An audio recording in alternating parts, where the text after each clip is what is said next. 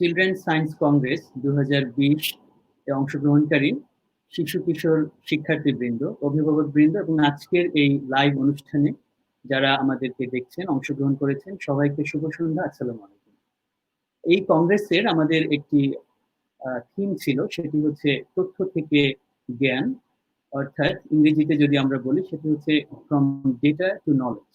আমরা এই থিমটি ঠিক করেছিলাম বর্তমান সময়ের বিজ্ঞানের যে ধারা, যে প্রবাহ তৈরি হয়েছে সেটিকে মাথায় রেখে।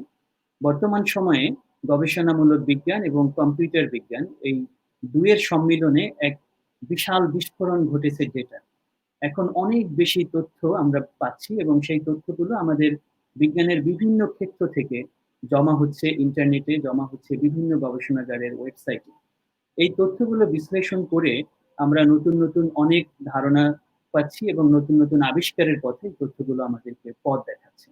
আমরা আজকের এই কিনোট স্পিচ, এই কংগ্রেসের কিনোট স্পিচ আমরা ঠিক করেছি এই তথ্যভিত্তিক যে বিজ্ঞান তার সম্ভাবনা নিয়ে। আমাদের আজকের কিনোট স্পিচের বিষয় স্বাস্থ্য ও অন্যান্য ক্ষেত্রে তথ্যভিত্তিক বিজ্ঞানের ভবিষ্যৎ সম্ভাবনা। আমরা অত্যন্ত আনন্দিত আমাদের বাংলাদেশের একজন স্বনামধন্য তরুণ বিজ্ঞানী আজকে আমাদের কিনোট বক্তা হিসেবে উপস্থিত আছেন। তার নাম ডক্টর সাজেদুর রহমান শাওন। ডক্টর শাওনকে আমি চিনি অক্সফোর্ড বিশ্ববিদ্যালয় থেকে। সেখানে সে গবেষণা করেছে, পিএইচডি করেছে। বর্তমানে সে অস্ট্রেলিয়াতে আছে পোস্ট ডক্টরাল রিসার্চার হিসেবে। ডক্টর শাওন আমরা স্ক্রিনে দেখতে পাচ্ছি তাকে। আমি তার বক্তব্য শুরুর আগে ছোট করে তাকে একটু পরিচয় করিয়ে দিতে চাই। ডাক্তার শাওন একজন অক্সফোর্ড ট্রেন্ড এপিডেমিওলজিস্ট। তিনি ঢাকা মেডিকেল কলেজ থেকে এমবিবিএস পাশ করার পর স্বাস্থ্য গবেষণাকে নিজের ক্যারিয়ার হিসেবে বেছে নেন। তিনি সুইডেনের ক্যারোলিনস্কা ইনস্টিটিউট, যেখান থেকে প্রতি বছর মেডিসিনে নোবেল প্রাইজ দেওয়া হয়, সেখান থেকে এমএসসি করেছেন। তারপর অক্সফোর্ড বিশ্ববিদ্যালয়ে পিএইচডি করার জন্য গমন করেন এবং পিএইচডি শেষ করে বর্তমানে তিনি অস্ট্রেলিয়ার ইউনিভার্সিটি অফ নিউ সাউথ ওয়েলসের সেন্টার ফর বিগ ডেটায় পোস্ট ডক্টরাল রিসার্চার হিসেবে কর্মরত আছেন। তিনি যুক্তরাজ্যের রয়্যাল সোসাইটি অফ পাবলিক হেলথের একজন নির্বাচিত ফেলো। স্বাস্থ্য গবেষণায় বাংলাদেশকে এগিয়ে নিয়ে যাবার জন্য তিনি নিরলস কাজ করে যাচ্ছেন, নিজের গবেষণা কর্মের মাধ্যমে এবং অন্যদেরকে উৎসাহিত করার মাধ্যমে। ডক্টর শাওনকে আমন্ত্রণ আমাদের আজকের আয়োজনে এবং তার প্রতি আমরা কৃতজ্ঞতা প্রকাশ করছি আমাদেরকে সময় দেওয়ার জন্য। ডক্টর শাওন, আপনাকে আমাদের এই তরুণ শিক্ষার্থীদের উদ্দেশ্যে আপনার বক্তব্য উপস্থাপনের জন্য অনুরোধ করছি। ধন্যবাদ। ধন্যবাদ মুস্তাক ভাই, খুব সুন্দর একটা ইন্ট্রোডাকশন দেওয়ার জন্য। আপনি আমাকে স্বনামধন্য তরুণ বিজ্ঞানী বলেছেন। আমি স্বনামধন্য কিনা জানি না, বাট আমি তরুণ থাকতে চাই এবং বিজ্ঞানী হিসেবেই থাকতে চাই। সো প্রথম যে সম্বোধনটা বা প্রথম যে বিশেষণ, সেটার ব্যাপারে আমি ঠিক শিওর না, বাট পরবর্তী দুটো বিশেষণ আমার পছন্দ হয়েছে এবং আমি সেগুলো সারা জীবন আপনার নিজের কাছে রাখতে চাই। তো আমি আমার বক্তব্য শুরু করার আগে প্রথম যে কথাটা বলতে চাই সেটা হচ্ছে যে চিলড্রেন সায়েন্স কংগ্রেস, তাদেরকে এটা পিছনে যারা অর্গানাইজ করছেন, যারা পৃষ্ঠপোষক এবং যারা অংশগ্রহণকারী, তাদের সবাইকেই আমি আমার অন্তরের অন্তঃস্থল থেকে ধন্যবাদ জানাচ্ছি যে এরকম একটা সুন্দর উদ্যোগ নেওয়ার জন্য, এবং সেই উদ্যোগে আমাকেও কিছুটা আপনার অংশগ্রহণ করতে দেওয়ার সুযোগ দেওয়ার জন্য এবং আমার গল্পগুলো শেয়ার করার জন্য বা আমার যে ধারণা সেগুলো শেয়ার করার জন্য এই সুযোগটা দেওয়ার জন্য। মানে আমি যেটা মনে করি যে এইটা আপনার বাংলাদেশের প্রেক্ষিতে একটা অন্যরকম একটা ব্যাপার। মানে আমি যখন ছোট ছিলাম, আমি যখন স্কুল কলেজে পড়তাম, সেই সময় আমার কি বিজ্ঞান মনস্ক চিন্তা ভাবনা রয়েছে কিনা সেটা বোঝার একমাত্র উপায় ছিল আমার আব্বু আম্মু বলতো যে আমি ছোটবেলা থেকে আমার যে খেলনা গাড়িগুলো ছিল সেগুলোকে আমি স্ক্রুড্রাইভার দিয়ে খুলে খুলে দেখতাম যে সেটার মধ্যে কি আছে, কিভাবে কাজ করে। অর্থাৎ আমার মধ্যে একটা অনুসন্ধিৎসু বা জানার আগ্রহ ছিল। সেটাই আমার বিজ্ঞানের হাতে খড়ি। আমি এই আমার স্কুল কলেজ পর্যন্ত আমি যে আসলেই বিজ্ঞানে খুব ইন্টারেস্টেড এবং আমি সায়েন্স নিয়ে কাজ করতে চাই, সেটার ব্যাপারে আর কোনো আমার এক্সপিরিয়েন্সও ছিল না, আমার সেই পরিমাণ কোনো সুযোগও হয়নি। কিন্তু এখনকার এই যে চিলড্রেন সায়েন্স কংগ্রেসের মাধ্যমে বাচ্চা কাচ্চারা বিজ্ঞানের প্রতি ডিরেক্টলি তারা জানতে পারছে যে কি হচ্ছে, এবং সেখানে এট দ্য সেম টাইম নিজেদের অংশগ্রহণের সুযোগ রয়েছে। এটা ওয়ান্ডারফুল। বাংলাদেশের পার্সপেক্টিভে আমি মনে করি যে এটা খুবই একটা ভালো উদ্যোগ এবং সময় উপযোগী উদ্যোগ। তো আজকে আমাকে কথা বলার সুযোগ দেওয়া হয়েছে ডেটা সায়েন্স এবং ডেটা সায়েন্স কিভাবে আমাদেরকে সাহায্য করছে। বিশেষ করে আমি যেহেতু একজন ডাক্তার, সো মেডিকেল সায়েন্স এ কিভাবে সাহায্য করছে এবং অন্যান্য ফিল্ডে কিভাবে সাহায্য করছে এবং আমাদের ভবিষ্যৎ পৃথিবীতে ডেটা সায়েন্স কিভাবে ভূমিকা রাখতে পারে, সেটা নিয়ে কথা বলব। বাট আজকে আমি যেহেতু আমি গবেষণায় রয়েছি এবং আমি কিছু শিক্ষকতার সাথেও জড়িত, আম ল মানুষজনকে লেকচার দেয়া বা প্রেজেন্টেশন দেয়া সেটা আমার কাজের একটা অংশ। বাট তারপর আজকে যখন আমি আমার লেকচার কিভাবে দেব বা এই প্রেজেন্টেশনটা কিভাবে দেব, সেটা যখন ভাবছিলাম, আমি কিন্তু খুব দ্বিধাদ্বন্দ্বে ছিলাম। কারণ একটা খুব ইম্পোর্টেন্ট ব্যাপার যেটা আমার অক্সফোর্ডে থাকার সময় আমি যখন অক্সফোর্ডে পিএইচডি করেছি, আমার সুপারভাইজার বলতেন যে, আ যদি আমি ছোটদেরকে আমার রিসার্চ সম্পর্কে বুঝিয়ে বলতে পারি সঠিকভাবে, যদি তাদের যেই আ জানার আগ্রহ সেটা যদি আমি মেটাতে পারি, তাহলেই আমি কিন্তু মানে তাহলে বোঝা সম্ভব যে আমি যে বিজ্ঞানটা করছি, সেই বিজ্ঞানটা আসলে আমি ঠিকমতো বুঝি।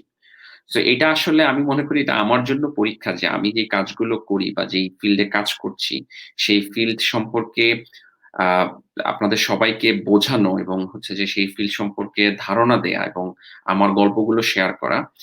এটা আমার জন্য আমার নিজের জন্যই একটা কঠিন চ্যালেঞ্জ এবং একটা লিটমাস টেস্ট আমার জন্য। আমি যেটা ভেবেছি এই প্রেজেন্টেশন বা আজকের কথা বলার সময় যে আমি ১ম এ ভাবছিলাম যে কিছু স্লাইড প্রিপেয়ার করব যেটা আমরা নরমালি করে থাকি যে PowerPoint প্রেজেন্টেশন করে। বাট সেটা চিন্তা না করে আমি যেহেতু বুঝলাম যে আমার মনে হয় যে আমাদের এখানে যারা আমাদেরকে শুনছেন যেসব শিক্ষার্থীরা, তাদের জন্য সবচেয়ে যেটা ভালো হবে সেটা যদি আমি যদি গল্পের আকারে বলতে পারি। সো আমি আমার প্রেজেন্টেশন এর শুরুতে আমি যেই আ আমার নিজের জীবনের কিছু গল্প বলব যে কিভাবে আমি একজন আম স্কুলের ছেলে বা স্কুলের শিক্ষার্থী থেকে কিভাবে আজকের আমার এই রিসার্চ এর জার্নি সেটা কিছুটা মানে বলব যেন অন্যরা অনুপ্রাণিত হয় বা সেখান থেকে তাদের একটা ধারণা হয় যে কিভাবে আসলে রিসার্চ এ অংশগ্রহণ করা যায়। আম এবং ২য় ভাগে আমি যেটা বলার চেষ্টা করব, আমি যেটা নিয়ে কাজ করছি, বিশেষ করে ডেটা সায়েন্স এবং ডেটার গুরুত্ব কি এবং ডেটা রিসার্চ এর আ কি আ এভিনিউ রয়েছে, কিভাবে করা হয় এবং সেটার কি অপরচুনিটি রয়েছে, সেগুলো নিয়ে আমি আলোকপাত করব। তো ১ম এই যেটা আমি আমার গল্পের যেটা বলতে চাই, সেটা হচ্ছে আমি যখন আম স্কুলে ছিলাম, স্কুলে থাকতে আমার সবসময় অঙ্ক ভালো লাগতো। অঙ্ক করতাম। আমি অঙ্কে ভালো নাম্বার পেতাম এবং অঙ্ক করতে আমার কখনোই ক্লান্তি বা একটা বিরক্ত লাগতো না। আমি অঙ্ক করতে খুব মজা পেতাম। তো সেখান থেকেই আমার ছোটবেলা থেকে একটা ধারণা ছিল যে তাহলে যেহেতু আমার অঙ্ক ভালো লাগে তাহলে আমি বুয়েটে পড়বো এবং ইঞ্জিনিয়ার হব।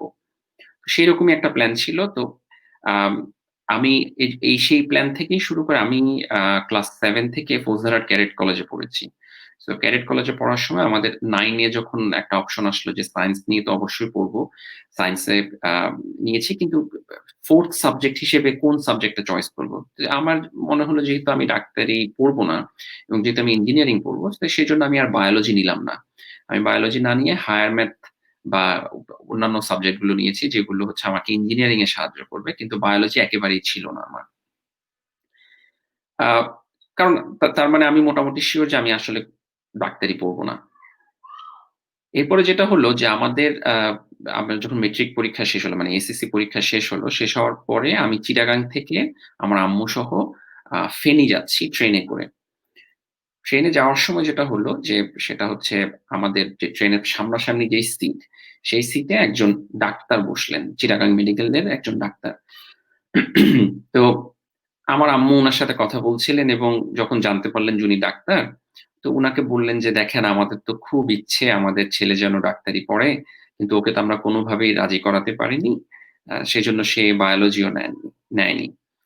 তো উনি আমার সাথে এই যে ট্রেনের যেই ঘন্টা ১.৫ যে জার্নিটা ছিল, সেটার মধ্যে উনি কথা বলা শুরু করলেন এবং উনি আমাকে বেশ কিছু ইন্টারেস্টিং গল্প বললেন। বিশেষ করে আমার একটা গল্প এখনো খুব মনে আছে। সেটা হচ্ছে উনি বলছিলেন যে কেন মেডিকেল সায়েন্সটা খুব ইন্টারেস্টিং এবং সেখানে আমরা সবাই জানি যে ডায়াবেটিস সম্পর্কে আমাদের একটা ধারণা রয়েছে এবং ডায়াবেটিসের ট্রিটমেন্ট হিসেবে আমাদের পরিবারের অনেক আত্মীয়স্বজনই রয়েছে যাদের ডায়াবেটিস আছে তারা ইনসুলিন নিয়ে থাকেন। কিভাবে ইনসুলিন আবিষ্কার হলো কুকুর থেকে এবং সেই ইনসুলিন পরবর্তীতে কিভাবে গরুর আ যে অগ্ন্যাশয় বা প্যানক্রিয়াস সেখান থেকে আসলো এবং পরবর্তীতে recombinant DNA এর মাধ্যমে কিভাবে সেটাকে সিকোয়েন্সিং করে আ হিউম্যান ইনসুলিন তৈরি করা হলো এবং সেটাকে কিভাবে আবার পিউরিফাই করা হলো, আরো কিভাবে আপডেট করা হলো। এই গল্পগুলো উনি আমাকে বললেন। তো আমার গল্পটা শুনে খুব ভাল লাগলো যে আসলে তো এইভাবে যদি একটা কাজ করা যায় মানে এটা তো ডিরেক্টলি মানুষকে এবং মানুষের জীবনে ইমপ্যাক্ট করার মতো। তো সেই আগ্রহ সেভাবেই থাকলো। পরবর্তীতে যেটা হলো যে মেট্রিক পরীক্ষা শেষে আমি যখন ইন্টারে আম রেজিস্ট্রেশন করছি আমার আব্বু-আম্মু খুব রিকোয়েস্ট করল যে, "বায়োলজিটা তুমি নিয়ে রাখো। তোমার ডাক্তার হওয়ার দরকার নেই। বাট তোমার" মানে যেহেতু আমার একটু বায়োলজি নিয়ে আগ্রহ তৈরি হয়েছে, উনারাও সেটার উপরে আমাকে যেটা বললেন যে, "না, তাহলে বায়োলজিটা নিয়ে রাখো।" তা আমিও সেই ইয়ে করে হচ্ছে যে বায়োলজি নেয়ার জন্য আমাদের স্যার ম্যাডামদের কাছে গেলাম এবং উনারা আমাকে বললেন যে আমাদের আমার ক্লাসমেটরা অন্যান্য যারা ফ্রেন্ড ছিল তারা যাদের বায়োলজি ছিল মেট্রিকে তারা ইন্টারমিডিয়েটে উঠে বায়োলজি ছেড়ে দিচ্ছে। আর তুমি মেট্রিকে তোমার বায়োলজি ছিল না। তুমি এখন বলছো বায়োলজি নিবে। তো এটা তো ইম্পসিবল। তো আমি উনাদেরকে খুব অনুরোধ করলাম। অনুরোধ করার কারণে উনারা আমাকে একটা কন্ডিশন দিল যে, "ওকে ফাইন। 1st টার্ম পর্যন্ত আমরা দেখব। যদি তুমি 1st টার্মে পাস করে আসতে পারো তাহলে তোমার বায়োলজি থাকবে। তা না হলে তোমাকে কিন্তু আবার অন্য সাবজেক্টে পরিসংখ্যান কিংবা ইঞ্জিনিয়ারিং ড্রইং এই সাবজেক্ট গুলোতে চলে যেতে হবে।" তো আমিও বললাম, "ওকে ফাইন।" তো পরবর্তীতে দেখা গেল যে না আমি আসলে মানে খুব সফলতার সাথেই 1st টার্ম বায়োলজিতে ভালো মার্কস পেয়েছি। তো সেটার কারণে আমার বায়োলজি থেকে যায় এবং আমি বায়োলজি কন্টিনিউ করি ইন্টারমিডিয়েটে। পরে যখন ভর্তি পরীক্ষার প্রসঙ্গ আসে তখন বুয়েটে পরীক্ষা দেব এটাই আমার সিদ্ধান্ত। আমার আব্বু-আম্মুর সিদ্ধান্ত হচ্ছে ডাক্তারি পড়ব। তো আমি তখন আব্বু-আম্মুকে বললাম যে, "না, আমি ডাক্তারি পড়ব নাকি ইঞ্জিনিয়ারিং পড়ব সেটা ৩ মাস আগেই সিদ্ধান্ত নেয়া যায়। আমাকে যদি আগে থেকেই বলা হয় যে, না তুমি একটা জায়গায় বেশি ফোকাস করো তাহলে সেখানে আমার একটা ভালো রেজাল্ট আসতে পারে।"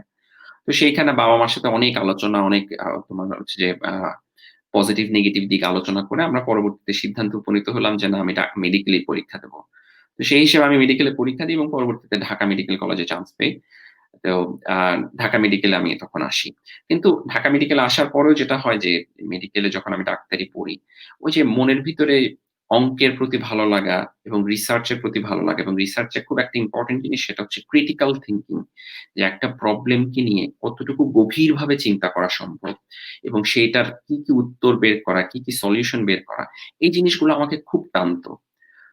তো সেটার কারণে যেটা হয় আমি যখন পাশ করে বের হই ঢাকা মেডিকেল থেকে, তখন যেহেতু তখন আমি একটু ম্যাচিউর হয়েছি, নিজেও বড় হয়েছি। তখন নিজের সিদ্ধান্ত আমি নিজে নিতে জানি। আমি আমার আব্বু-আম্মুকে বললাম যে, "দেখেন আমার আম ডাক্তারি ভালো লাগে কিন্তু ডাক্তারির থেকেও আমার রিসার্চটা ভাল লাগে। সো আমি মেডিকেল সায়েন্স এ রিসার্চ করতে চাই।" যেহেতু আমাদের দেশে রিসার্চটা খুব বেশি পপুলার না এবং ডাক্তারদের বলতে ডাক্তাররা বিসিএস পরীক্ষা দিবে, ডাক্তাররা এই অন্যান্য ডিগ্রি নিবে এবং চেম্বার করবে। আমরা সেভাবেই জানি এবং কোন ডাক্তারকে তেমন একটা গবেষণা করতে দেখিনি। সেহেতু ওই মুহূর্তে আমার প্রতি একটা অবজেকশন ছিল যে না রিসার্চ এ ক্যারিয়ার করার দরকার নেই। বাট আ সেই জায়গায় আমি সবাইকে বোঝাতে সক্ষম হই যে না রিসার্চ এ একটা ভালো ক্যারিয়ার সম্ভব হতে পারে এবং এট দ্য সেম টাইম আমি অল্প করে চেষ্টা শুরু করি। তো এতে যেটা হয় সেই চেষ্টারই অংশ হিসেবে আমি বাংলাদেশে কিছুদিন গবেষণা করি। আ সেই গবেষণা করতে গিয়ে ১ম আমার যেটা ধারণা হয় সেটা হচ্ছে ডেটা নিয়ে। যে মেডিকেল সায়েন্স এর যে রিসার্চ সেটা তো আছেই। তার সাথে যদি ডেটা কিভাবে এখন হেল্প করছে।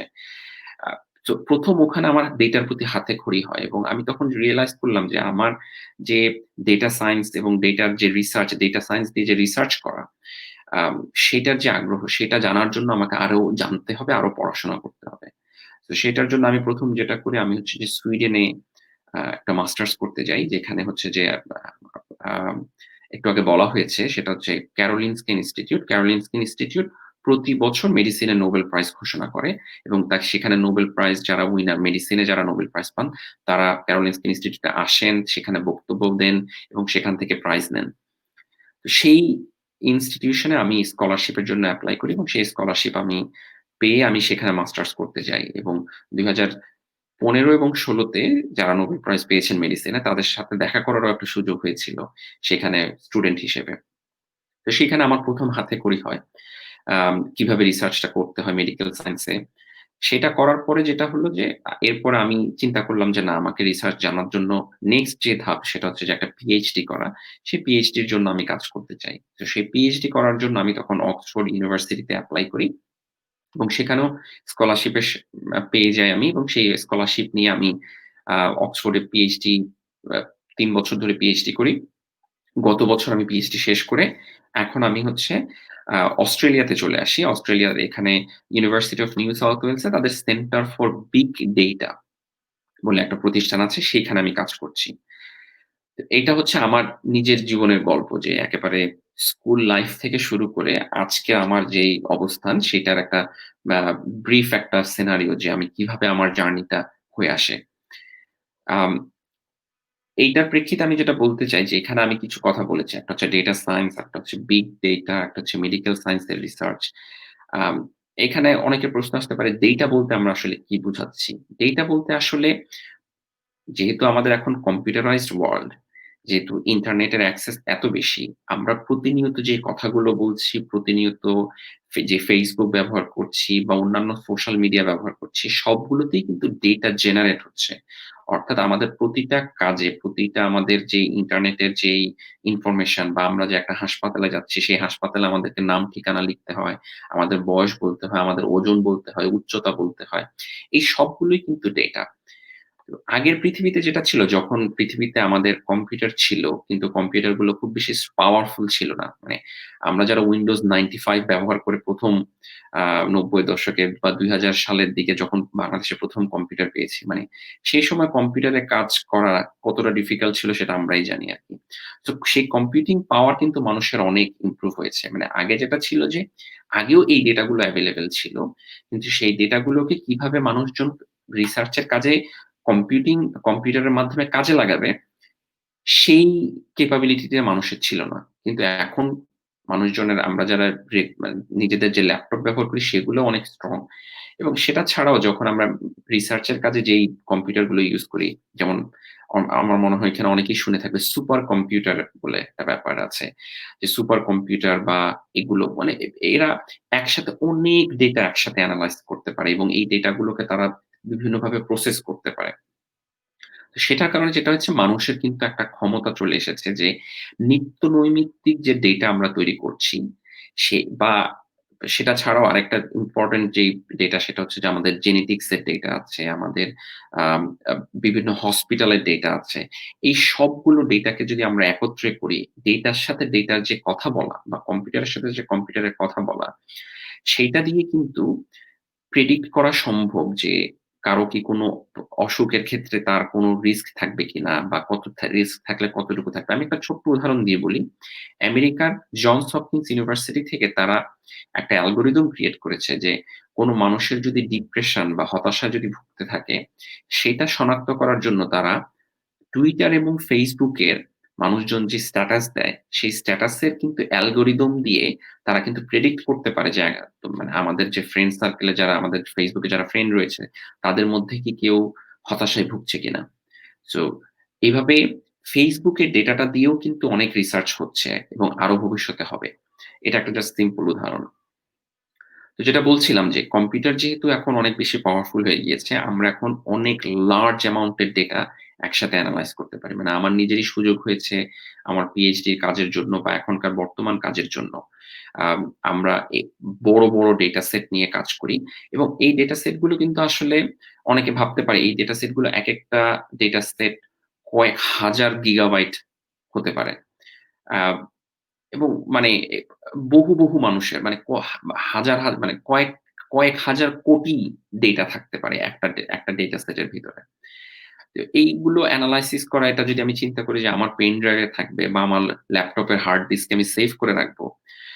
এটা আসলে সম্ভব না। সো এগুলো আসলে যেটা হয় কি যে এই ডেটা গুলো কিন্তু ক্লাউড এ স্টোর থাকে। আমরা অনেকেই হয়তো জেনে থাকবে যে ডেটা ক্লাউডিং বলে একটা ব্যাপার আছে যে Amazon বা Apple বা Google তাদের ডেটা গুলো কিন্তু একটা বড় সার্ভারে জমা থাকে এবং সেখান থেকে কখনো সেই ডেটা ডেস্ট্রয় হওয়ার সম্ভাবনা থাকে না এবং সেখানে সুপার কম্পিউটারের মতো ব্যাপারগুলো থাকে। সো আমরা যেটা করি যে আমাদের ল্যাপটপ থেকে আমরা সেই ক্লাউডে যে ডেটাটা রয়েছে সেটা আমরা হচ্ছে যে এনালাইসিস করতে পারি এবং সেই ডেটা কখনো অ্যাক্সিডেন্টালি ডিলিট হওয়ারও চান্স থাকে না।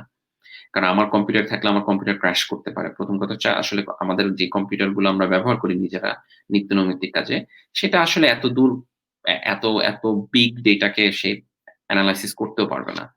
তো সেইভাবে কিন্তু এই ক্লাউড কম্পিউটারিং এর আসার কারণেও কিন্তু আমাদের যে ডেটার যে ব্যবহার সেটা কিন্তু অনেক স্মুথ হয়েছে এবং আমি একটু মেডিকেল সায়েন্স ফোকাসড কথা বলছি। অবশ্যই ইঞ্জিনিয়ারিং এ এবং বিশেষ করে কম্পিউটার ইঞ্জিনিয়ারিং, কম্পিউটার সায়েন্স এখানে তো হিউজ অ্যামাউন্ট এর ইউজ।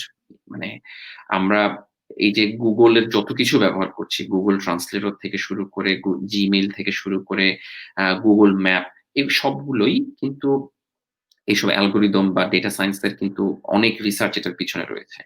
বাট যেহেতু আমি সেই ফিল্ডের না, আমি একটু মেডিকেল সায়েন্স থেকে ব্যাখ্যা করার চেষ্টা করছি। যে কিভাবে মেডিকেল সায়েন্সকে আসলে এটা হেল্প করছে।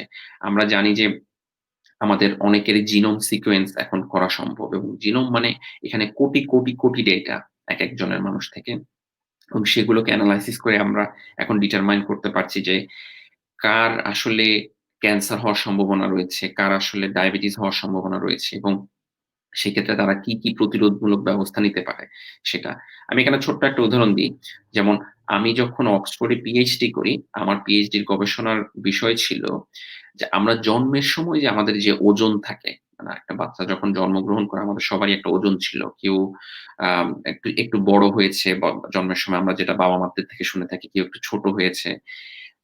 স জন্মের সময় সেই ওজনের সাথে আমাদের বয়স আমরা যখন প্রাপ্তবয়স্ক হব, তো প্রাপ্তবয়স্ক মানে আমাদের যখন বয়স ৪০ এর পরে গিয়ে যাবে, তখন আমাদের ডায়াবেটিস হওয়ার কতটুকু রিস্ক রয়েছে, আমাদের জন্মের ওজনের সাথে কি তার কোনো সম্পর্ক রয়েছে কিনা?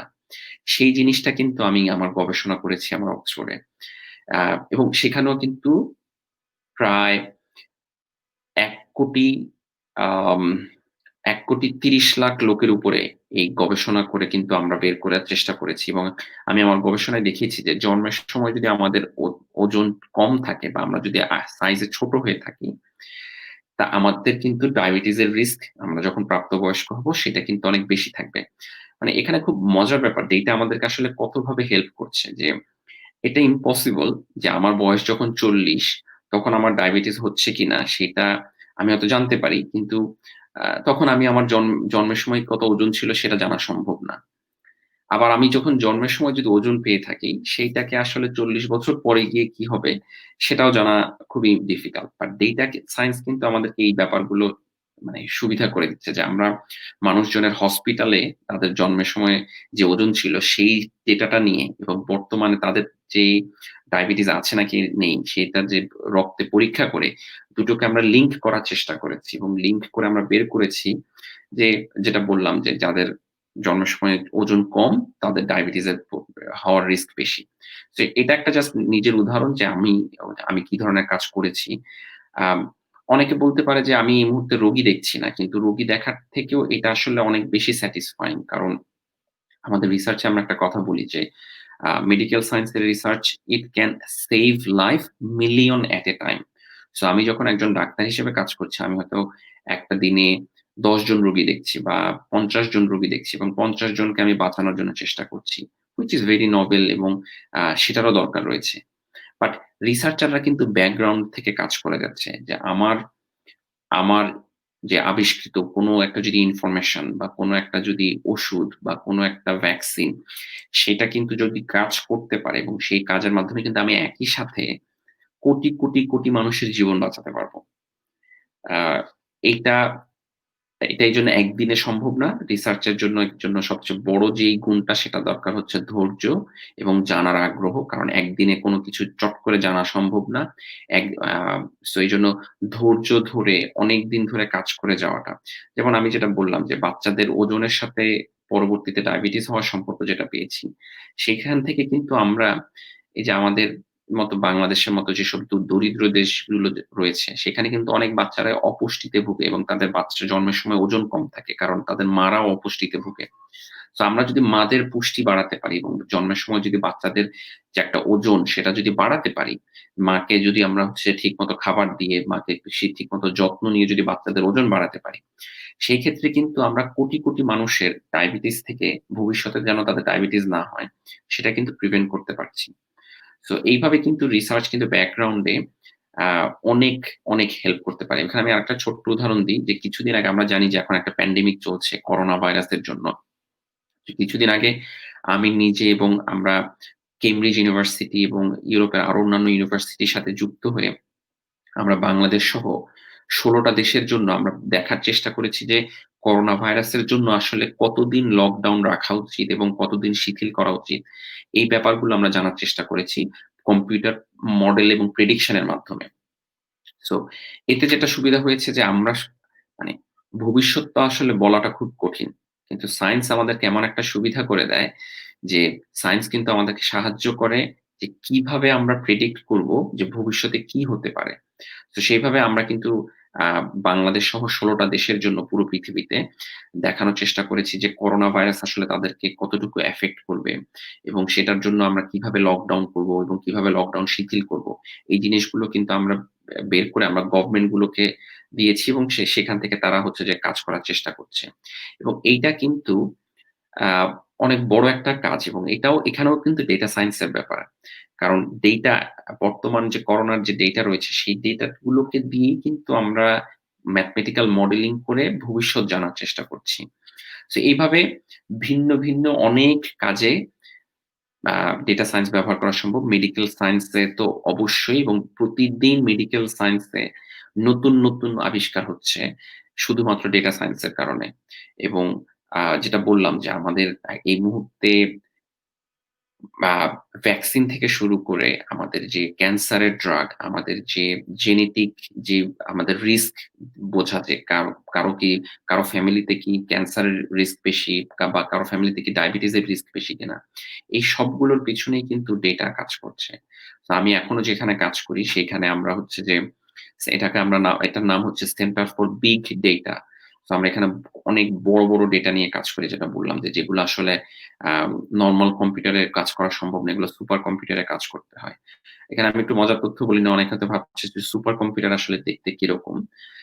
সুপার কম্পিউটার আসলে আমরা কেউ দেখতে পারি না। এটা হচ্ছে যে একটা নির্দিষ্ট লোকেশন এবং অবশ্যই সেটা খুবই সিকিউরড লোকেশনে থাকে।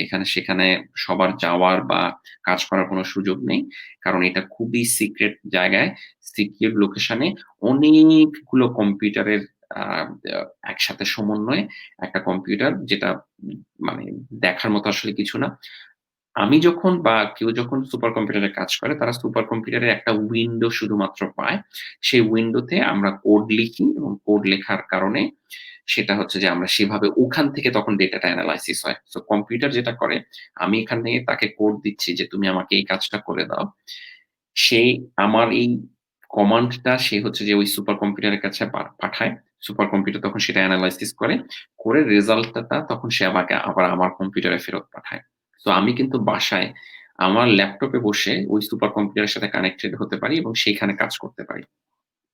আর আমরা সবাই মেশিন লার্নিং, আ আর্টিফিশিয়াল ইন্টেলিজেন্স বা এআই সম্পর্কে অনেক শুনে আসছি এবং এইটা কিন্তু আগামী আমাদের যে জীবন, আমাদের জীবদ্দশায় কিন্তু আমাদেরকে দেখতে হবে যে কম্পিউটার আরো বেশি পাওয়ারফুল হবে, আরো বেশি ডেটা ড্রিভেন হবে আমাদের পৃথিবী। এই যে আমরা যে ওয়াচ ব্যবহার করছি, ডিজিটাল ওয়াচ, সেখানেও কিন্তু আমাদের হার্ট রেট কাউন্ট হচ্ছে। সেখানেও কিন্তু আমাদের হচ্ছে যে আমরা কতটুকু স্টেপ নিচ্ছি, আমাদের ব্লাড প্রেশার কতটুকু এ সেটা মনিটর করা যায়। এখন এমন অনেক ডিভাইস রয়েছে যেটা পড়লে শরীরে রক্তের গ্লুকোজের পরিমাণ কত, ডায়াবেটিস মেজার করার জন্য সেটাও জানা সম্ভব। সো এইভাবে কিন্তু সব ডেটা স্টোর হচ্ছে এবং এই সবগুলো ডেটা এনালাইসিস করা সম্ভব। এবং যখন এই ডেটাগুলো আমাদের কাছে আসতে থাকবে তখন কিন্তু আমরা মানুষের জীবন বাড়ানোর ক্ষেত্রে এবং তার রোগ প্রতিরোধ এবং রোগ কমানোর ক্ষেত্রে আমরা কিন্তু যুগান্তকারী সিদ্ধান্ত এবং যুগান্তকারী বিভিন্ন আবিষ্কার করতে পারব।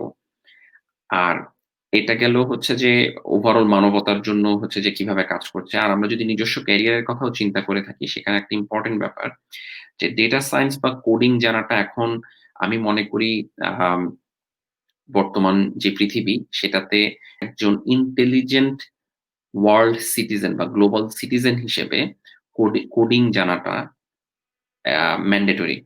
এটা জানলে এটা আপনাকে বিভিন্ন লাইফের বিভিন্ন ক্ষেত্রে বিভিন্ন সুযোগ করে দিবে এবং অনেক কিছু নিজে থেকে একেবারে ক্রিয়েট করার ক্ষমতা দিবে। অনেক অনেক ডেটাকে একসাথে এনালাইজ করার সুযোগ করে দেবে। যেটা ভবিষ্যতে আমাদের নিজেদের ক্যারিয়ারেও কিন্তু অনেক, অনেক, অনেক সাহায্য করবে। তো সেটা বলে আমি আম আমার বক্তব্যটা শেষ করছি। আমি আশা করছি, আমি জানি যে আমাকে যারা শুনছেন তারা অধিকাংশ এখন স্কুলে পড়ছেন। আম আপনারা যদি এই সময় থেকে চিন্তা করা শুরু করেন যে আমি কোডিং শিখবো বা আমি হচ্ছে কম্পিউটারে যে ডেটা এনালাইসিস সেই ডেটা এনালাইসিস টা শেখার চেষ্টা করব এবং সেগুলো নিয়ে আমি ধারণা করার চেষ্টা করব। আপনারা আমাদের থেকেও অনেক বেশি ভালো করতে পারবেন। কারণ আমরা যখন ছোট ছিলাম তখন আমরা এই সুযোগগুলো পাইনি। এখন অনলাইনে প্রচুর কোর্স শেখা যায়, জানা যায়। আম এই মানে ইন্টারনেটের এই দুনিয়াতে কিন্তু আপনি গাইবান্ধা বা ঢাকা বা সিরাজগঞ্জে বা নোয়াখালীতে বসেও কিন্তু আপনি ওয়ার্লড এর যেকোনো প্রফেসরের যেকোনো ইউনিভার্সিটির লেকচার শুনতে পারবেন। যদি সেটার আপনার আগ্রহ থাকে। তো আমরা কিন্তু সেই এরকম একটা খুব কানেক্টেড ওয়ার্লড এ বসবাস করছি। যেমন আমি এখন কিন্তু সিডনি থেকে কথা বলছি, অস্ট্রেলিয়ার। আর আপনারা বাংলাদেশে শুনছেন। সো এই ইন্টারনেটের কারণে কিন্তু আমাদের মধ্যেও যোগাযোগটা অনেক, অনেক সহজ হয়ে গিয়েছে। তো আমি সবাইকে অনুরোধ করব যে এই যে ইন্টারনেটের যে কানেক্টিভিটি সেটা শুধুমাত্র সোশ্যাল মিডিয়াতে ব্যবহার না করে আমাদের যেটা করা উচিত সেটা হচ্ছে যে নিজেদেরকে আগামীর পৃথিবীর জন্য প্রস্তুত করা, সেটা হচ্ছে নিজেদের জবের জন্য এবং এট দ্য সেম টাইম হচ্ছে যে পৃথিবীকে হেল্প করার জন্য। আমরা যেই ফিল্ডে কাজ করতে চাই না কেন, কেউ যদি মেডিসিনে কাজ করতে চায়, কেউ যদি ইঞ্জিনিয়ারিং এ কাজ করতে চায়, কেউ যদি মাইক্রোবায়োলজিতে কাজ করতে চায়।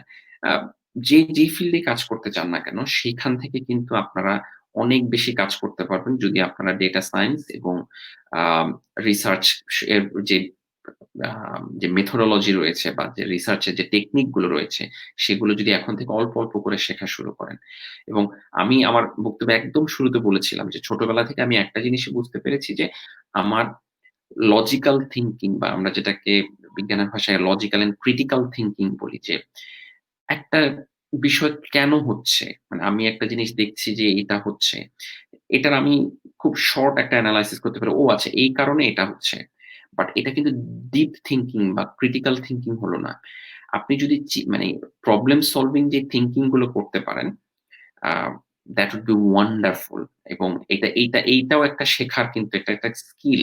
স্কিল মানে হচ্ছে যে যেকোনো জিনিস আমরা শিখতে পারি। এটা একেবারে আমাদের জন্ম থেকেই থাকতে হবে দ্যাটস নট নেসেসারি। এটা অর্জন করতে পারি। এটা আমরা আস্তে, আস্তে করে শিখতে পারি। নিজেদেরকে এটার জন্য ডেভেলপ করতে পারি। আমি আশা করব সবাই আম এই জিনিসগুলো চেষ্টা করবেন নিজেদের পড়ার পাশাপাশি। আম ইনশাআল্লাহ ভালো থাকবেন। ধন্যবাদ। আচ্ছা, আমরা ধন্যবাদ স্যারকে আমাদের সাথে সংযুক্ত হওয়ার জন্য। আচ্ছা, আমি নিজে বায়োকেমিস্ট্রি স্টুডেন্ট। আপনার কথা শুনে অনেক ভালো লাগলো। আপনি কিভাবে ট্র্যাক চেঞ্জ করেছেন সেটা শুনে অনেক ভালো লাগলো। আমারও অনেকটা আপনার সাথে কাহিনী মিলে যাচ্ছে। তো আচ্ছা আমরা ওয়ান্ডারফুল। আমরা এখন আসলে আমাদের যে কমেন্ট সেকশনে কিছু কোশ্চেন আছে আপনার জন্য। তো আচ্ছা। আমি আমার ভিজুয়াল মিডিয়া টিমকে রিকোয়েস্ট করবো যে স্ক্রিনে কোশ্চেন দেখানোর জন্য। আচ্ছা, ওয়ালিদ হাসান শুক্র লিখেছেন, sir thank you for sharing your childhood experience with us. Wonderful. না আমি ওটাই ভাবছিলাম আরকি যে অধিকাংশ সময় আমরা যারা গবেষক আমাদের একটা বদনাম রয়েছে। আমরা সহজ করে কথা বলতে পারি না। আমি নিজেও জানি না আমি আজকে কতটুকু সহজ করে কথা বলতে পেরেছি। আমিও অনেক জটিল কথা বলে ফেলেছি। কারণ ওই যে আমরা সবসময় জটিলভাবে চিন্তা করতে, করতে মানুষের কাছে সহজভাবে এক্সপ্লেইন করতে পারি না। আর আমার কাছে যেটা মনে হয়েছে যে আমরা শুধু একটা মানুষকে যখন দেখি তখন তার বর্তমান অবস্থা নিয়ে চিন্তা করি। বাট আমাদের সবারই কিন্তু একটা ব্যাকগ্রাউন্ড রয়েছে এবং ব্যাকগ্রাউন্ডে কিছু গল্প রয়েছে, কিছু স্টোরি রয়েছে যেটা আমাদের পুরো লাইফটার এই যে সেই ট্র্যাকটা কিন্তু আমাদেরকে সাহায্য করে মানে সেই ট্র্যাকে উঠতে। সো আমার মনে হয়েছে যে আজকে যারা শুনছেন তারা যদি এই পিছনের গল্পগুলোও জানেন, আ সেটা তাদের একটা আ উপকারে লাগবে এবং তারাও নিজেরা সিদ্ধান্ত নিতে পারবেন। তাদের সাথে মেলাতে পারবেন যে তাদের জীবনে কি ঘটছে এবং সেখান থেকে তারা কিভাবে নিজেদেরকে প্রস্তুত করতে পারেন। আচ্ছা। না, আপনার কথাগুলো আসলে আশা করি অনেক সহজ করে আপনি বলার চেষ্টা করেছেন। এখানে আরেকটা কোয়েশ্চেন এসেছে যে বায়োলজিক্যাল সায়েন্সের জন্য কোন প্রোগ্রামিং ল্যাঙ্গুয়েজটা সবার আগে শেখা উচিত? আচ্ছা, আমার মনে হয় এটা জানলে আমারও অনেক লাভ হবে। খুবই ভালো প্রশ্ন। বায়োলজিক্যাল যে সায়েন্স সেটার জন্য অনেকগুলো ল্যাঙ্গুয়েজ আছে। আমি যেটা সবাইকে সাজেস্ট করব, যদি আর ল্যাঙ্গুয়েজ বা আর বলে একটা সফটওয়্যার রয়েছে, কেউ যদি আর শিখতে পারে, দ্যাটস মোর দ্যান এনাফ। আর এর সবচেয়ে বড় যেটা সুবিধা সেটা হচ্ছে ফ্রি সফটওয়্যার। এটা ছাড়া বায়োলজিক্যাল সায়েন্সে অন্যান্য যেসব সফটওয়্যার রয়েছে এগুলো দিস আর ভেরি এক্সপেন্সিভ, হ্যাঁ? এবং এগুলোর মানে অনেক ডলার খরচ করে কিনতে হয়, যেটা আমাদের সবার পক্ষে হয়তো সম্ভব না। কিন্তু আর এর সবচেয়ে বিউটি যেটা সেটা হচ্ছে আর ফ্রি। এবং কেউ যদি আর শিখতে পারে আমার মনে হয় মানে আমি এখানে আরেকটু বলতে চাই যে এই যে কোডিং শেখা বা ডেটা সায়েন্স সম্পর্কে শেখা অনেকের কাছেই প্রথমে এটা খুব জটিল মনে হতে পারে, এবং কেউ যদি প্রোগ্রামিং ল্যাঙ্গুয়েজ গুলো দেখে ইটস ভেরি ডিফিকাল্ট। মানে দেখে কিন্তু খুব মানে খটমটে খুব ভয়ঙ্কর কিছু একটা মনে হতে পারে যে আমার পক্ষে কখনো এটা সম্ভব না। বাট আমি জিনিসটাকে ভাবার মানে সবাইকে বলার চেষ্টা করি যে এটা আর কিছুই না, এটা হচ্ছে যে একটা ল্যাঙ্গুয়েজে যেরকম আপনাকে গ্রামার জানতে হয়, যে আ আ আমার হচ্ছে যে প্রেজেন্ট কন্টিনিউয়াস টেন্সে কিভাবে কি কাজ করতে মানে কিভাবে গ্রামার সেট করতে হয়, আমার পাস্ট টেন্সে কিভাবে গ্রামার সেট করতে হয়। একটা হচ্ছে গ্রামার গুলো জানা। আর দ্বিতীয় যেটা সেটা হচ্ছে যে একটা বড় সমস্যাকে ধরেন আমি এমন একটা কোড লিখছি যেটা হয়তো ১০০ লাইনের। কিন্তু প্রতিটা লাইন কিন্তু আসলে খুব সিম্পল। হয়তো আমি ১ম লাইনে বলছি x এর সাথে y কে যোগ করো। সো x এর মান ২ হলে y এর মান ২ যদি ৪ হয়, তাহলে ১ম লাইনে সে কাজ করবে, ওকে ফাইন। ১ম লাইনের উত্তর হচ্ছে ৬। পরের লাইনে আমি বললাম যে ওকে ফাইন।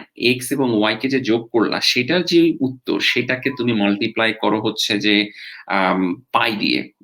সো 3.1416 দিয়ে। এভাবে করে কিন্তু একটা ধাপে মানে প্রতিটা বড় সমস্যারই কিন্তু আসলে ক্ষুদ্র স্টেপ রয়েছে। এবং এজন্য আমরা যেসব কোড লিখি সেগুলো অনেকগুলো মানে আপ কয়েকশো থেকে কয়েক হাজার লাইনেরও হতে পারে। বাট এইজন্য একসাথে দেখলে এটাকে খুবই ভয় লাগে এবং অনেকেই ভাবে যে জীবনেও সম্ভব না আমার পক্ষে। বাট কেউ যদি আসলেই খুব মানে মাইনুটলি দেখে তাহলে দেখবে যে প্রতিটা লাইনেই খুবই ইজি লাইন। এবং এটার জন্য যেটা দরকার একটা হচ্ছে গ্রামারটা জানা। আর দ্বিতীয় যেটা সেটা হচ্ছে যে ক্রিটিক্যালি থিংক করা, যে একটা বড় সমস্যাকে কিভাবে আমি ছোট ব্লকে, ছোট পাজল এ নিয়ে আসতে পারি। যেন জিনিসটা অনেকটা লেগো তৈরি করার মতো। মানে আমরা লেগো বা ব্লক নিয়ে যখন খেলে থাকি যে খুব বড় একটা লেগো বা ব্লকের একটা বাড়ি বানানো হলো। কিন্তু আসলে তো ছোট ব্রিকের ব্লক দিয়ে কিন্তু সেই পুরো বাড়িটা বানানো। সেটা। তো মেডিকেল সায়েন্সের জন্য আমি বলব আর যদি কেউ আর শিখতে পারে, এর থেকে যেটা আরেকটু ভালো সেটা হচ্ছে পাইথন। পাইথনও ফ্রি। কেউ যদি পাইথন শিখতে পারে এটাও খুবই ভালো। আর এবং পাইথন দুটো শেখার জন্যই ইন্টারনেটে কিন্তু প্রচুর ফ্রি কোর্স রয়েছে। আপনি জাস্ট একটু গুগল করলে আর বলতে শুধু আর। আমি যেটা বোঝাচ্ছি শুধু আর, হ্যাঁ? আর বা পাইথন ফ্রি অনলাইন কোর্স দিয়ে সার্চ দিলে কিন্তু YouTube এ প্রচুর ভিডিও রয়েছে বা বিভিন্ন ইউনিভার্সিটির অনেক অনলাইন কোর্স রয়েছে। সেখান থেকে কিন্তু আমাদের হাতেখড়ি পাওয়া সম্ভব। ধন্যবাদ। আচ্ছা, আমরা সেকেন্ডে আরেকটি কোশ্চেন পেয়েছি যে বাংলাদেশে বায়োলজিকে সবাই মুখস্থ নির্ভর বিষয় বলে মনে করে। এক্ষেত্রে কি পদক্ষেপ নেওয়া যায় শিক্ষার্থীদের বায়োলজিতে আগ্রহী করার জন্য? এটা আসলে আমিও ভাবতাম যে বায়োলজি হয়তো খুব বেশি মুখস্থ করতে হবে, আমি মনে হয় বায়োলজি পড়তে পারবো না। তাহলে মানে এক্ষেত্রে আসলে কি পদক্ষেপ নেওয়া যেতে পারে? আচ্ছা, প্রিয়া সাহা উনি এই প্রশ্নটা করেছেন আমি দেখতে পাচ্ছি। মানে থ্যাংক ইউ সো মাচ এই কোয়েশ্চেনটা করার জন্য। ওয়ান্ডারফুল। এবং আমারও সেম ধারণা ছিল এবং আমি যখন মেট্রিকে বায়োলজি পড়বো না সিদ্ধান্ত নিয়েছিলাম, আমারও একই ছিল যে আমি যেহেতু মুখস্থ কম করতে পারি, আমার পক্ষে বায়োলজি পড়া সম্ভব না। বায়োলজিতে সবকিছু মুখস্থ করতে হয়। This is actually unfortunate. আমি বলছি না যে না বায়োলজি মুখস্থ করা লাগবে না। আমাদের যে কারিকুলাম বা আমাদেরকে যেভাবে পড়ানো হয়, সেইটা আসলে মুখস্থ নির্ভর যে এটা এভাবেই মুখস্থ করতে হবে। মানবদেহে ২০৬ টা হাড় রয়েছে। সেই ২০৬ টা হাড়ের মধ্যে মানে অস্থির মানে সরি হাতের অস্থি হচ্ছে হিউমেরাস, রেডিয়াস, আলনা এই জিনিসগুলো মুখস্থ করার মতোই। এটার সবচেয়ে বড় যেটা সমস্যা বায়োলজিক্যাল আমি মনে করি যে এটা আসলে খুব আনফরচুনেট ব্যাপার। কেন আমি বলি? আমরা যখন ফিজিক্সের অনেক কিছু পড়ছি, যেমন ধরেন ফিজিক্সের আমরা আ মহাকর্ষীয় ধ্রুবক যখন পড়ে থাকি বা মহাকর্ষীয় যে ত্বরণ, হ্যাঁ? জি এর মান অভিকর্ষজ ত্বরণ যে জি এর মান পড়ছি। এইটাকে প্র্যাকটিক্যালি দেখানো ইম্পসিবল। মানে আমাদের যেকোনো ল্যাবে এটা আসলে প্রমাণ করাটা খুব ডিফিকাল্ট। ক্লাসে ডেমো দেওয়াটাও খুব ডিফিকাল্ট। কিন্তু বায়োলজিক্যাল সায়েন্সে কিন্তু আমরা এমন জিনিস নিয়ে পড়ছি যেগুলোর অস্তিত্ব আমাদের পৃথিবীতে রয়েছে। সো মানবদেহের অস্তিত্ব রয়েছে। আমরা যে ভাইরাস, ব্যাকটেরিয়া সেগুলো পড়ছি। কিন্তু আনফরচুনেটলি সামহাউ আমাদের কারিকুলামে বা আমাদের যে টিচিং মেথড সেখানে কিন্তু সেটা ফুটে ওঠেনি। যে কিভাবে মানে একটা আ শিক্ষার্থীকে যদি আমরা দেখাতে পারি যে এইভাবে হচ্ছে যে মানবদেহের অস্থি যেগুলো রয়েছে সেগুলোর বিস্তার এভাবে। তাহলে তার মনে কিন্তু সেটা গেঁথে যাবে। কারণ সে কিন্তু লাইভ দেখছে যে একটা কঙ্কাল থেকে কিভাবে আ মানে কোনটা কোন অস্থি, কোনটার কোন অস্থির কি কাজ, কোন অস্থি কোথায় রয়েছে। সো সেই বিন্যাসটা কিন্তু তার মনের মধ্যে কিন্তু একটা মন ছবি হিসেবে তৈরি হয়ে যাওয়ার কথা। আমি এটা আসলে মানে এটা আমাদের সবার মানে একটা সম্মিলিত প্রচেষ্টা দরকার। ১ম যেটা সেটা আমি শিক্ষার্থীদেরকে বলব যে, আপনি যখন পড়ছেন, আম যখন আমরা কোন কিছু বুঝি না, আমি একদম আমার পার্সোনাল উদাহরণ দিয়ে বলি। আমি যখন স্কুল কলেজে ছিলাম, যখন আমি কোন কিছু বুঝতে পারি না, তখন আমার ১ম যেই ডিসিশন থাকে সেটা হচ্ছে মুখস্থ করে ফেলা। কারণ সেটা সবচেয়ে ইজি অপশন। যেটা আমি একটা জিনিস বুঝছি না, আমি মুখস্থ করে ফেলবো। মুখস্থ করে ফেলে পরীক্ষার খাতায় লিখে দিয়ে আসবো। এইটা হয়তো ইমিডিয়েটলি আপনাকে পারপাস সার্ভ করবে। আপনি হয়তো পরীক্ষায় উতরে যাবেন। কিন্তু কিছুদিন পরে আপনি ভুলে যাবেন। মুখস্থের সবচেয়ে বড় লিমিটেশন হচ্ছে যে মুখস্থ আপনাকে ইমিডিয়েট একটা গেইন দিবে যে আপনি আজকে পড়ে কালকের পরীক্ষার খাতায় লিখে আসলেন। কিন্তু ১ সপ্তাহ পরে আপনি ভুলে যাবেন। আর বোঝার বা একটা জিনিসের নিয়ে চিন্তা করে সেটার একটা মন ছবি কল্পনা করা, একটা মাইন্ড ম্যাপিং করা যে এটার সাথে এইটা হয়, এটার সাথে এইটা হয়, এটা থেকে এইটা হয়। এভাবে যদি আপনি মাইন্ড ম্যাপিং করে পড়েন, সেটা আপনার সাথে অনেক বছর থেকে যাবে এবং আপনি কখনো ভুলবেন না। কারণ আমাদের নিউরন গুলা কিন্তু সেভাবেই কাজ করে। একটা নিউরন আরেকটা নিউরনের সাথে আমি একটু ছোট্ট করে উদাহরণ দিয়ে বলি, যদি আমি সময় বেশি ক্ষেপণ না জি, হয়। জি, অবশ্যই। এবং আমি একটু মানে বাইরে গিয়ে বলি। আ আমি যদি এখানে আমাদেরকে যারা শুনছেন তাদেরকে যদি জিজ্ঞেস করি যে, কেউ কি ঐশ্বরিয়া রায় সম্পর্কে কিছু জানেন কিনা? বা ঐশ্বরিয়া রায়কে চিনেন কিনা? আ মোটামুটি সবাই বলবে, "হ্যাঁ, চিনি।" এখন সে বলতে পারবে, "হ্যাঁ, ঐশ্বরিয়া রায়ের একটা বাচ্চা আছে, তার বিয়ে হয়েছে, সে বিশ্ব সুন্দরী ছিল" ইত্যাদি, ইত্যাদি। এখন নেক্সট প্রশ্ন হচ্ছে, এটা কি আপনি মুখস্থ করেছেন? মানে ঐশ্বরিয়া রায় সম্পর্কে ঐশ্বরিয়া রায়ের যেই ইনফরমেশন, হ্যাঁ? সেগুলো কি আমরা কেউ মুখস্থ করেছি? না। কিভাবে ঐশ্বরিয়া রায়ের ইনফরমেশন গুলো আমাদের মাথায় যে ফাইলিং সিস্টেম হয়েছে সেটা আমি এক্সপ্লেইন করি। ১ম আমি একদিন পত্রিকা বা টিভিতে দেখলাম যে আচ্ছা ঐশ্বরিয়া রায় সে হচ্ছে বিশ্ব সুন্দরী। আমার মাথায় কিন্তু একটা সার্কিট ক্রিয়েট হলো। কিছুদিন পরে আরেকটা আমি ইনফরমেশন জানলাম যে ঐশ্বরিয়া রায়ের এই মুভিটা রিলিজ পেয়েছে। ওই সার্কিটে কিন্তু আরেকটা ইনফরমেশন এড হলো। তারপর আমি জানতে পারলাম আচ্ছা কিছুদিন পরে তার বিয়ে হয়েছে অভিষেক বচ্চনের সাথে। আরেকটা কিন্তু সার্কিট এড হলো। এইভাবে করে আমাদের যে নিউরনের যে কানেকশন গুলো, সেই নিউরনের কানেকশন কিন্তু বারবার করে প্রতিটা ইনফরমেশন বিভিন্ন জায়গা থেকে জোগাড় করে কিন্তু আমরা সেখানে ফাইলিং করেছি। এবং এটা আমাদের অজান্তেই করেছি। কিন্তু যখন আমরা পড়তে বসি, তখন কিন্তু আমরা এইভাবে কখনোই চিন্তা করি না যে অজান্তে ফাইলিং হবে। আমি যখন পত্রিকায় পড়তেছি, আমি যখন এই যে করোনা নিয়ে যখন পত্রিকা পড়তেছি, আমি কিন্তু কোন কিছু মুখস্থ করার চেষ্টা করছি না। বাট তারপরও করোনা সম্পর্কে কিন্তু অনেক কিছু ধারণা আমাদের মাথায় চলে আসছে। কারণ ওই যে বারবার আমরা সেই মডেলটাকে ব্যবহার করছি। আমাদের যে নিউরনের যে সিস্টেম, যে সার্কিটটা সেটাকে ব্যবহার করছি। সো এইটা যদি আমরা ব্যবহার করতে পারি নট অনলি বায়োলজি ছাড়াও আমাদের অন্যান্য যেসব বিজ্ঞান ভিত্তিক সাবজেক্ট রয়েছে, সবগুলোকেই এই একই আঙ্গিকে পড়া সম্ভব এবং সেক্ষেত্রে মুখস্থ করার প্রয়োজন নেই। আচ্ছা, ধন্যবাদ। তো আমাদের সবার জন্য যে সাজেশনটা স্যারের কাছ থেকে পেলাম যে আমরা আসলে মাইন্ড ম্যাপিং করে পড়ার চেষ্টা করব। তাহলে আমরা মনে রাখতে পারবো। আমাদের মুখস্থর যে ট্র্যাডিশন সেখান থেকে আমরা বেরিয়ে আসতে পারবো। আমরা শেষে একটি প্রশ্ন দিচ্ছি মাইশা কবিরের যে আমাদের দেশে মেডিকেল কলেজে কারিকুলাম যেমন সেখান থেকে স্টুডেন্ট লাইফ থেকে ২য় বর্ষ থেকে যদি কাজ করতে চায় তাহলে কিভাবে শুরু করব? মেডিকেল কলেজে কোনো স্টুডেন্ট যদি আ স্টুডেন্ট লাইফ থেকে কোনো কাজ করতে চায় তাহলে সে কিভাবে শুরু করবে? তাদের আচ্ছা, যে কলেজে কারিকুলাম সেইভাবে। আম আমি যদি বুঝে থাকি যে কাজ করতে বলতে উনি গবেষণার কাজ বুঝিয়েছেন, রাইট? সম্ভবত তাই। হ্যাঁ, হ্যাঁ, আমাদের যে গবেষণার কাজে হওয়ার কথা। গবেষণা নিয়ে আলোচনা করছি, হ্যাঁ। সেক্ষেত্রে একটা হচ্ছে যে অবশ্যই যেহেতু গবেষণাটা আমাদের কারিকুলামে একেবারে এমবেডেড না, কারিকুলামের কিন্তু যে স্পেসিফিক অংশ যে এখানে গবেষণা শেখানো হয় সেরকম না। সেহেতু গবেষণা একটা হাতেখড়ির ব্যাপার রয়েছে। সো আর্লি স্টেজে যদি সে হাতেখড়িটা নেয়া সম্ভব হয় এবং সেটার জন্য আমরা যেটা আলোচনা করছিলাম যে গবেষণার কিছু ভাষা রয়েছে, সেই ভাষাটা শেখাটা দরকার। আপনি কিছু কম্পিউটার প্রোগ্রামিং শিখতে পারেন। আম আপনি যদি কেউ যদি ল্যাব রিলেটেড রিসার্চ করতে চায়, তাহলে সেই ল্যাবের টেকনিক গুলো শেখা। যেমন পিসিআর আমরা অনেক করোনার কারণে পিসিআর এর কথা অনেক শুনে আসছি। পিসিআর কিভাবে করতে হয় সেটারও একটা শেখার ব্যাপার রয়েছে। সো সেইগুলো যদি কেউ আস্তে, আস্তে করে শেখার চেষ্টা করে, আম সেটা আমি মনে করি যে সবচেয়ে ভালো কাজ। এবং এখন এই শেখার সুযোগটা কোথা থেকে আসবে? সুযোগটা আসলে কিন্তু আপনাকে আ কেউ মানে বাংলাদেশের সিস্টেমে এখন পর্যন্ত আনফরচুনেটলি তৈরি করে দেয়া নেই। দেখুন, ডেনমার্কের পপুলেশন বা সুইডেনের টোটাল পপুলেশন হচ্ছে খুবই কম। মানে আ আমি যতটুকু জানি, হ্যাঁ, সুইডেনের পপুলেশন হচ্ছে ৫০ লাখের কাছাকাছি। কিন্তু সেখান থেকে এখন পর্যন্ত নোবেল প্রাইজ পাওয়ার সংখ্যা মনে হয় প্রায় ১৫ বা ২০ জন। এখন আমাদের ১৬ কোটি মানুষ। আ আমাদের নোবেল প্রাইজ মাত্র ১ জন পেয়েছেন এখন পর্যন্ত। কেন? কারণ আসলে আমাদের ওই যে শিক্ষা ব্যবস্থাটাকে সেভাবে ইনোভেটিভ চিন্তা করার সুযোগটা করে দেয়া নাই। This is unfortunate. কিন্তু তাই বলে কি আমরা বসে থাকবো? অবশ্যই সিস্টেমকে চেঞ্জ করতে হবে এবং আমার ধারণা এই যে আমরা যে আয়োজনগুলো করছি এবং আমরা যেভাবে হচ্ছে যে একটার পর একটা স্টেপ নিচ্ছি, বাংলাদেশ একসময় সেটা পৌঁছে যাবে। সেই বিশ্বের দরবারে, যে বিশ্বের যে স্টেজ সেখানে পৌঁছে যাবে। বাট সেটার জন্য যদি আপনি অপেক্ষা করে বসে থাকেন তাহলে আপনার লাইফে হয়তো কিছু হবে না।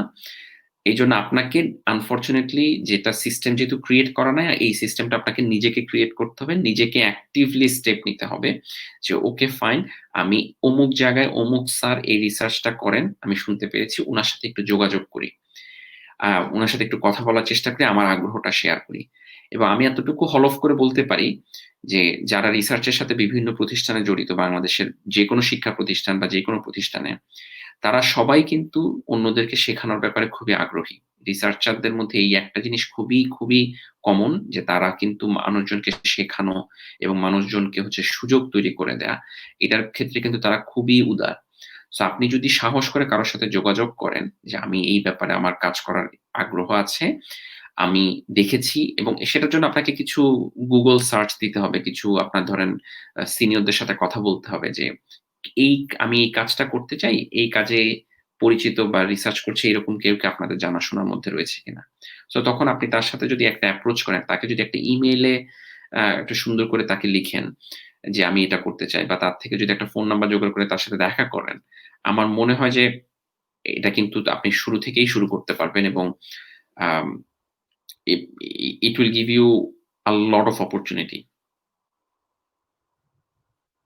ওকে স্যার, ধন্যবাদ। আমরা মোটামুটি প্রায় ১ ঘন্টার মতো আপনি কথা বলেছেন। আমি শেষে এসে সংযুক্ত হয়েছি। তো আপনার এই মূল্যবান বক্তব্যের জন্য আমরা আপনার কাছে কৃতজ্ঞ। আপনি শুধু অস্ট্রেলিয়া সিডনিতে বসে, সম্ভবত সেখানে এখন রাত ১টা বেজে গেছে প্রায়। ১টার সময় আপনি আমাদের সাথে সংযুক্ত হয়েছেন এবং আপনার অভিজ্ঞতা এবং আমাদের জন্য সাজেশনস গুলো দিয়েছেন। অনেক মূল্যবান। আশা করি যারা আমাদের সাথে দেখেছে তারা, যারা শিক্ষার্থীরা দেখেছে তারা অনেক বেশি অনুপ্রাণিত হবে আপনার কথা নিয়ে। বাংলাদেশ বিজ্ঞান জনপ্রিয়করণ সমিতির পক্ষ থেকে আমি মাহিয়া আহমেদ আপনাকে অনেক অনেক অনেক বেশি ধন্যবাদ জানাতে চাচ্ছি এবং আমরা আশা করি ভবিষ্যতেও আমরা আপনাকে আমাদের সাথে পাবো আমাদের অন্য কোনো অনুষ্ঠানে বা এই শিশু কিশোর বিজ্ঞান কংগ্রেসের সাথেই। ধন্যবাদ। আমারও খুব ভালো লেগেছে সবার সাথে কথা বলতে পেরে এবং আমার নিজের জীবনের গল্পগুলো শেয়ার করতে পেরে। আমি আশা করছি যে এই গল্প থেকে অ্যা আ অনেকে অনুপ্রাণিত হবেন এবং তারা নিজেদের জায়গা থেকে আস্তে, আস্তে করে গবেষণার হাতেখড়ি শুরু করবেন। আর আমি চিলড্রেনস সায়েন্স কংগ্রেসের সর্বাঙ্গীক এবং সর্বোত্তর সফলতা কামনা করছি। আম আমি আশা করছি যে এখান থেকে অনেক ভালো, ভালো সায়েন্টিস্ট আমরা বাংলাদেশ একসময় খুঁজে পাবে এবং বাংলাদেশে বিজ্ঞান চর্চার যেই আ ধারা সেটা অব্যাহত থাকবে এবং সেটার একটা অগ্রযাত্রা আমরা দেখতে পাবো অদূর ভবিষ্যতেই। সো এটা বলে আমি বিদায় নিচ্ছি। সবাই ভালো থাকবেন। ধন্যবাদ স্যার। আসসালামু আলাইকুম। ওয়ালাইকুম আসসালাম। তাহলে আজকে আমাদের কিনোট স্পিকারের স্পিচ আমরা শুনে ফেললাম।